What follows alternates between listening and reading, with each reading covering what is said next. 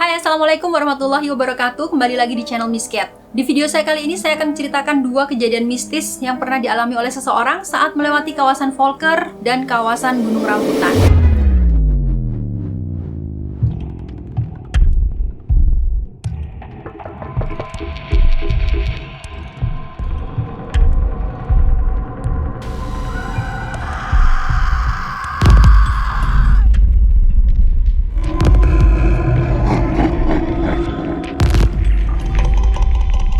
Berbicara tentang mitos saat melewati satu kawasan yang dianggap angker, maka tempat terdekat yang kita ingat pasti adalah kawasan Volker. Berbicara tentang kawasan Volker dan keangkeran yang ada di situ, tentu tak lepas dari legenda Suster Maria. Hantu Suster Maria adalah hantu yang dipercaya oleh masyarakat Balikpapan mendiami kawasan Volker dan sekitarnya. Legenda tentang hantu Suster Maria sendiri bermula pada saat zaman penjajahan Belanda dulu. Saat itu Belanda sedang menguasai kilang minyak yang ada di Balikpapan. Kemudian datanglah Jepang melalui utara atau melalui Tarakan. Nah, Jepang memberikan pesan kepada Belanda untuk tidak membakar kilang yang ada di Balikpapan. Tapi ternyata pesan tersebut tidak diindahkan oleh Belanda dan tetap melakukan pembakaran terhadap kilang karena Belanda tidak ingin kehilangan aset yang telah dia bangun selama bertahun-tahun di Balikpapan. Mengetahui kilang minyak itu dibakar oleh Belanda, Jepang marah dan kemudian mereka merangsek datang ke Balikpapan dan memburu semua orang Belanda yang ada di Balikpapan, termasuk keluarga Suster Maria. Pihak Jepang menyisir semua tempat di Balikpapan dan akhirnya sampai di Gunung Doubs. Di sana ada seorang suster bernama Maria van Venen yang juga ikut tertangkap bersama beberapa orang Belanda lainnya. Sebagian orang Belanda yang ditangkap dibawa ke tempat yang bernama Banua Patra dan dibantai di sana. Kejadian ini juga yang melatar belakangi dibuatnya monumen perjuangan rakyat. Suster Maria dan beberapa Belanda yang lain disekap di sebuah rumah di dekat jembatan gantung. Terjadi perlawanan oleh orang Belanda pada Jepang di rumah tersebut. Beberapa orang termasuk Suster Maria berhasil melarikan diri ke hutan-hutan menuju jembatan gantung yang terletak di belakang rumah tersebut. Namun usaha mereka sia-sia, sigapnya gerakan tentara Jepang menghalau perlawanan dan mengejar mereka yang melarikan diri.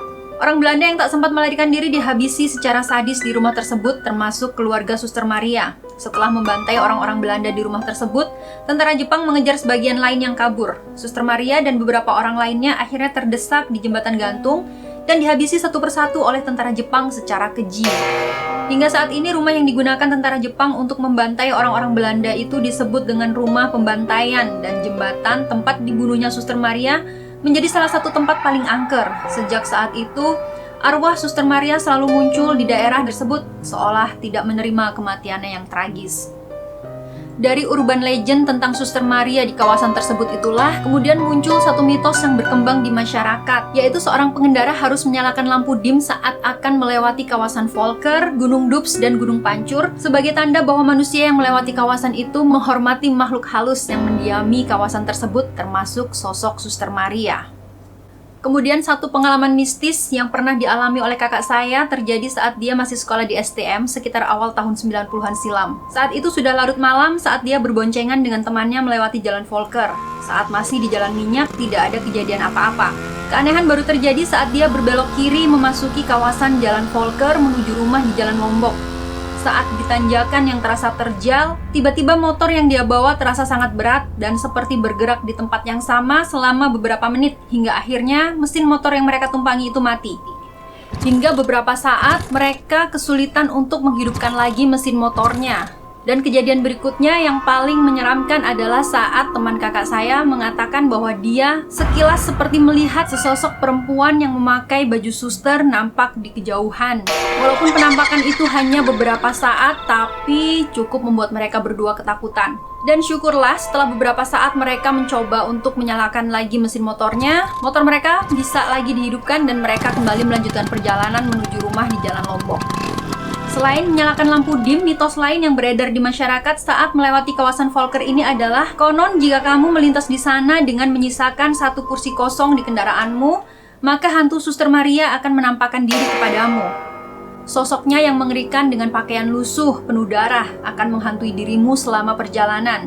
Tidak sedikit kejadian menakutkan semacam ini merupakan penyebab kecelakaan yang sering terjadi di kawasan Volker dan di kawasan Gunung Doubs.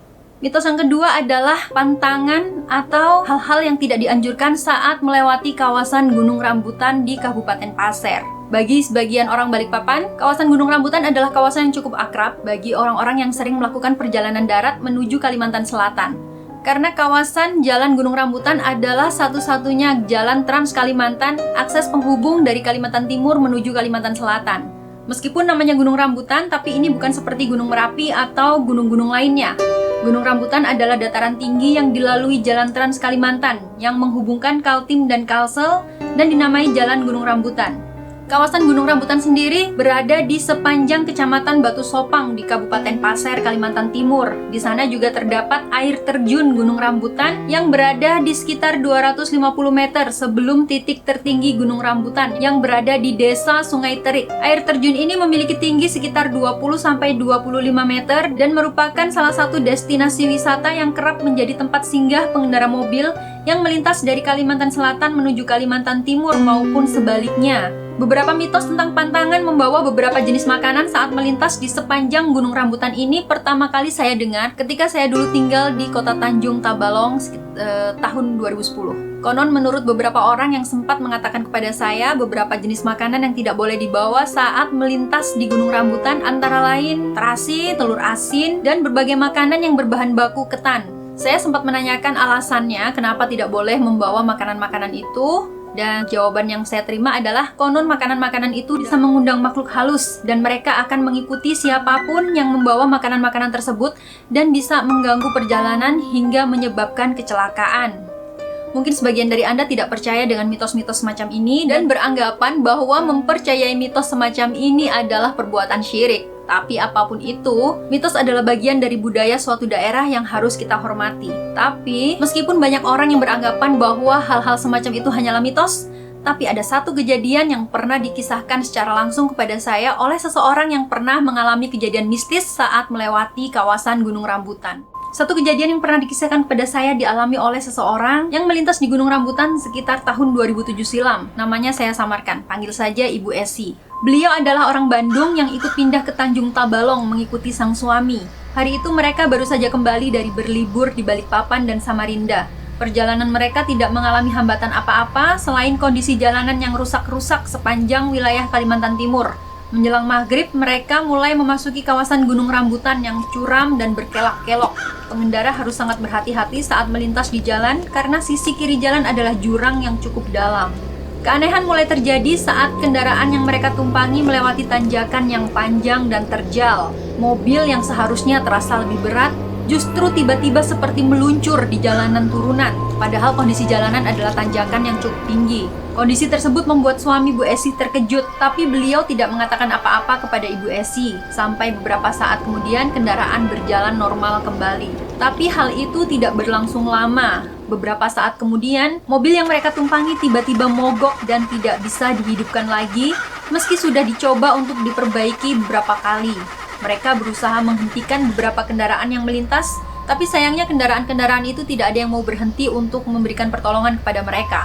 Akhirnya suami Bu Esi memutuskan untuk berjalan kaki mencari rumah warga untuk meminta bantuan. Sampai dia melihat ada warung yang buka dan dia menanyakan bengkel terdekat dengan lokasi mereka saat itu. Suami Bu Esi menceritakan kejadian yang mereka alami saat ditanjakan dan mobil mereka yang tiba-tiba mogok setelah melewati tanjakan itu. Mendengar cerita dari suami Bu Esi, ibu pemilik warung justru memberikan jawaban yang terdengar sangat aneh. Bukan tentang mobil mereka yang tiba-tiba mogok, justru jawaban lain yang membuat suami Bu Esi terkejut dan harus segera kembali ke mobil mereka. Sementara itu saat suami Bu Esi pergi mencari bantuan, Bu Esi yang menunggu di dalam mobil juga mengaku mengalami kejadian yang cukup menakutkan. Saat itu tiba-tiba dia merasa ada yang melempari mobil mereka dengan kerikil selama beberapa kali, sampai tiba-tiba dia mendengar suara benda besar jatuh di atap mobil mereka. Bu Esti kemudian keluar dari mobil untuk memeriksa, tapi dia tidak menemukan apapun di atas mobilnya maupun di bawah mobil mereka. Akhirnya dia kembali masuk ke dalam mobil dan menunggu suaminya. Sampai beberapa saat kemudian, Bu Esti mendengar suara geraman dari kejauhan. Bu Esti mengira itu mungkin suara binatang dari dalam hutan yang didengarnya. Sampai beberapa kali dia mendengar suara itu, yang menurutnya suara itu semakin mendekati ke arah mereka. Masih dengan perasaan was-was dan cemas, tiba-tiba dari cermin di dalam mobil, Bu Esi bisa melihat agak jauh di belakang mobil mereka terparkir, ada sesosok makhluk berdiri menatap ke arah mereka. Sosok itu seperti laki-laki yang tinggi dan sangat kurus. Karena keadaan gelap, Bu Esi tidak dapat melihat dengan jelas wajah sosok itu. Tapi yang dia ingat, dia melihat sosok itu seperti memiliki lidah yang sangat panjang yang menjulur sampai ke dada. Bu Esi kaget dan ketakutan dan dia hanya berbacaan agar Allah segera mengusir makhluk itu jauh dari tempatnya menunggu. Beberapa saat kemudian, suami Bu Esi kembali ke tempat mereka dengan dibonceng motor oleh anak pemilik warung. Bu Esi lalu mengatakan tentang kejadian yang baru saja dialaminya dan menunjukkan kepada suaminya bahwa di belakang mobil mereka ada sesosok makhluk yang berdiri dan menatap mereka. Tapi saat mereka melihat ke tempat makhluk itu berdiri, sosok itu sudah tidak ada di sana. Tapi mereka masih mendengar suara-suara eraman yang cukup dekat dengan posisi mereka saat itu. Suami Bu Esi lalu mengatakan ada sesuatu yang mengikuti mereka sejak mereka mulai memasuki kawasan Gunung Rambutan. Ibu pemilik warung yang memberitahu suami Bu Esi bahwa ada pantangan membawa jenis-jenis makanan tertentu saat melewati Gunung Rambutan karena warga sekitar meyakini bahwa Gunung Rambutan dihuni oleh makhluk-makhluk tak kasat mata. Membawa makanan-makanan tertentu yang menjadi pantangan akan membuat makhluk-makhluk itu terganggu dan marah. Suami Bu Esi lalu meminta Bu Esi untuk mencari makanan yang mereka bawa dari Balikpapan yang mungkin membuat makhluk itu datang. Setelah membongkar bawaan mereka, sepertinya kue wajik yang terbuat dari ketan itu yang harus mereka buang agar makhluk itu tidak mengikuti mereka lagi. Bu Esi lalu mengatakan kalau sepupunya di Samarinda sempat mengatakan agar mereka segera memakan kue wajik itu dan tidak perlu membawanya pulang ke Tanjung. Bu Esi baru paham mengapa sepupunya melarangnya membawa kue wajik itu pulang ke Tanjung. Suami Bu Esi lalu meletakkan kue wajik itu di pinggir jalan begitu saja, dan kemudian dia mencoba untuk memeriksa kondisi mobilnya lagi dan mencoba menghidupkan mesin mobilnya lagi. Setelah beberapa kali mencoba, mesin mobil mereka akhirnya bisa dihidupkan lagi.